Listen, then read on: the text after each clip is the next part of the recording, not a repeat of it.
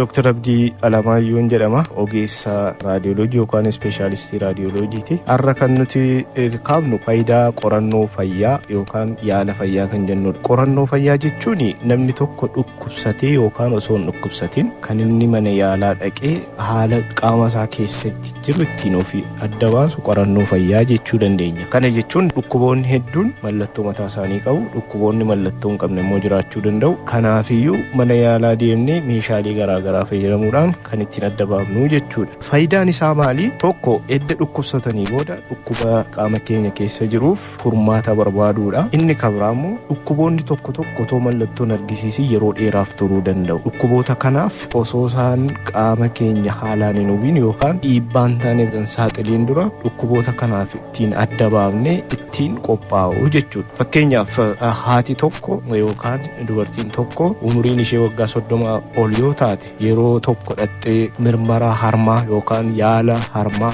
sakatta'iinsa kaanserii harmaa yoo goote dhukkuba kana yoo salphaatti ittiin adda baafne haati kun kaanserii kanarraatti salphaamatti ittiin fayyuu dandeessi gara fuulduraatti jireenya gaarii jiraati jechuudha. Kanaafiyyuu meeshaa akkamii fayyadamna? Meeshaan qorannoo fayyaa kutaa raadiyooloojii keessatti ittiin fayyadamnu X-ray ta'uu danda'a, altiraasaawundii ta'uu danda'a, CT scan ta'uu danda'a, MRI ta'uu danda'a, maamoogiraafii baay'ee hedduudha isaan. Akkuma maqaan isaanii baay'ate faayidaa garaagaraa qaban. Faayidaa isaanii irratti hundoofnee hojii garaagaraa waan dalaganiif hojii kana hojjenna jechuudha. Kanaaf dhukkubsatarraa yookaan nama mana yaalaa dhaqerraati kan eegamu waa'ee dhukkuba isaatii yookaan mallattoo isaatii sirriitti ogeessa fayyaatti himuudha. Odeeffannoo sirrii kennuufiidha. Kanaan dura qorannoo kana gooneerra moo hin goone? Yoo gooneerra ta'e yoom akka gooneef maal akka nuu godhame ogeessa fayyaaf kennuu qabna jechuudha. Isarratti hundaa'ee ogeessi fayyaa qorannoo nuuf fayyadu yookaan nu tajaajilu nama tokkoof an X-ray kaasuun qaba, altiraasaawundii kaasuun qaba, CT na barbaachisa jedhee murteessuun kan ogeessa fayyaa sanaa ta'a jechuudha. Kan immoo kan inni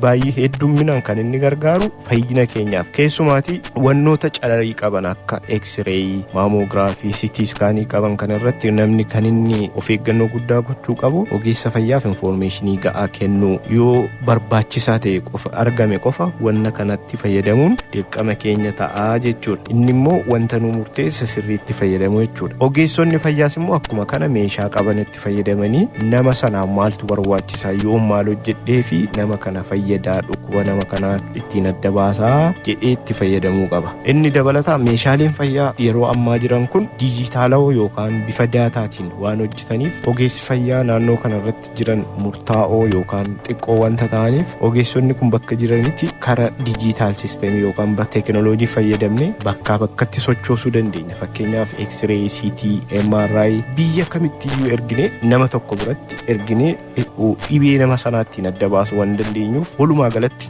qorannoon fayyaa nuti goonu dhukkuba yeroodhaan adda baasuu fi yaala barbaachisaa ta'e kennuudhaaf wanta baay'ee barbaachisaa fi akkasumas immoo baasii hin taane uummataafis ta'e mootummaadhaaf baasii hin taaneef akka hin saaxilamneef wanta gargaaru wanni ta'eef uummanni keenya kanarratti sirriitti hubannoo ga'aa fi tattaaffii gochuu qaba. Akkasumas qaamni mootummaa dhimmi kun ilaallatu wanna kanarratti wantoota barbaachisan guutuudhaan ogeeyyii fayyaallee akkasuma muuxannoo ga'aa horachiisuudhaan fayyaa uummata keenyaa sirriitti eeguun ni danda'ama jedhee yaada. Galatooma.